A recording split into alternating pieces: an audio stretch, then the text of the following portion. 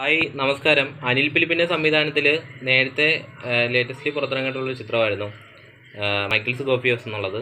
അപ്പോൾ ഈ ഒരു ചിത്രത്തിൽ പ്രധാന കഥാപാത്രങ്ങളായിട്ട് വന്നിട്ടുള്ളത് ധീരജ്, അതുപോലെ തന്നെ റോണി ഡേവിഡ്, രഞ്ജി പണിക്കർ തുടങ്ങിയ കഥാപാത്രങ്ങളൊക്കെ ആയിരുന്നു. അപ്പോൾ ഈ ഒരു സിനിമ നമുക്ക് എങ്ങനെയുണ്ടെന്ന് നോക്കാം. ഞാൻ ഈ ത്രില്ലർ സിനിമകളൊക്കെ കാണുന്നതിൻ്റെ ഇടയിൽ കണ്ട ഒരു ചെറിയ ത്രില്ലർ ചിത്രമാണ്. അപ്പോൾ എങ്ങനെയുണ്ടെന്ന് നമുക്ക് നോക്കാം.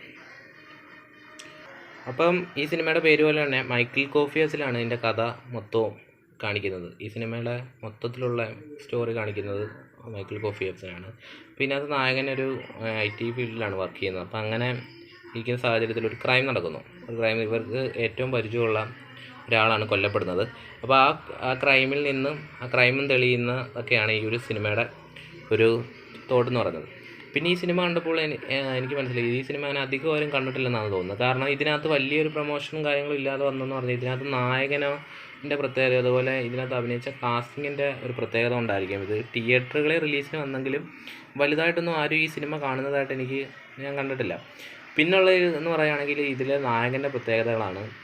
ഈ നായകന് വലിയൊരു സ്പേസ് ഒന്നും സിനിമയ്ക്കകത്ത് ഒന്നും പറയാനില്ല, വലിയൊരു സംഭവമൊന്നും പറയാനില്ല. പക്ഷേ സ്റ്റോറി വലിയ പുതുമയൊന്നും പറയാനുള്ള സ്റ്റോറിയല്ല. ജസ്റ്റ് നമ്മൾ നേരത്തെ എവിടെയൊക്കെയോ കണ്ടിട്ടുള്ള ഒരു സ്റ്റോറി, ഒരു ത്രില്ലർ സ്റ്റോറി. അപ്പോൾ നിങ്ങൾ ഇങ്ങനെ വെറുതെ ഇരിക്കുകയാണെങ്കിൽ ഒരു വട്ടം കണ്ടിരിക്കാൻ പറ്റിയ ഒരു ചിത്രമെന്നേ ഉള്ളൂ.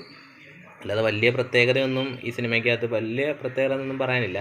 പിന്നെ ഒരു ത്രില്ലർ, ഒരു വെറൈറ്റി, ഒരു ത്രില്ലിംഗ് ഉണ്ട് ലാസ്റ്റ് വരുമ്പോഴുള്ള വെറൈറ്റി ഒരു ത്രില്ലിംഗാണ്. പക്ഷേ ഒരു പേര് കണ്ടുകൊണ്ടാണ് ഈ ഒരു ചിത്രം ഞാൻ കണ്ടത്. പേര് കണ്ടുകൊണ്ട് മാത്രമാണ് ഈ ഒരു ചിത്രം കാണാനുള്ള സാധ്യത. കാരണം അല്ലെങ്കിൽ ഞാൻ ഈ ഒരു ചിത്രം കാണത്തില്ലായിരുന്നു. കാരണം പേരിങ്ങനെ ത്രില്ലർ ചിത്രങ്ങൾ കണ്ടുകൊണ്ട് വന്നപ്പോഴത്തേക്ക് പേര് കണ്ടു.